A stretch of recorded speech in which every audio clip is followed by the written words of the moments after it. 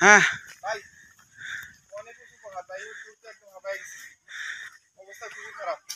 দেখছেন আরো কত গুরুত্ব হইব আসার উপর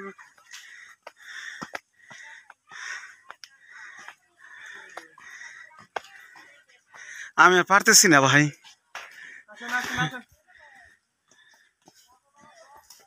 হ্যাঁ খারাপ লাগে ভাই ওনে পরে বেশি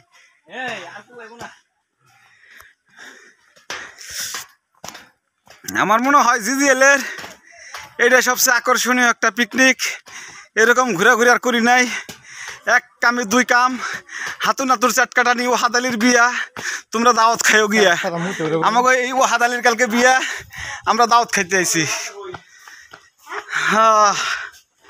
আমরা এখন সর্বোচ্চ চূড়ায় আছি ওইটাই হচ্ছে ইন্ডিয়া ওই যে ইন্ডিয়া ওই ইন্ডিয়ার রাস্তা এই যেটা হচ্ছে ইন্ডিয়ার রাস্তা এটা ওই যে ইন্ডিয়ান বর্ডার জালি তার দিয়ে বেড়া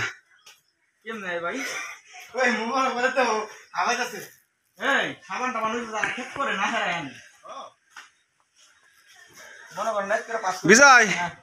ইন্ডিয়া থেকে তোমার কেমন লাগলো feeling good nothing to say বলো অনুভূতি বলো এই ইমন অনুভূতি বলো অনুভূতি কিছু বলার আছে এত সুন্দর দৃশ্য দেখলে আর কিছু লাগে বলেন এত সুন্দর দৃশ্য দেখলে ভাই 3 বেলা না খাই ভাই তোমার অনুভূতি বলো লাগছে ভাই খুব কষ্ট আটতে একটু আমরা তো এই মানুষ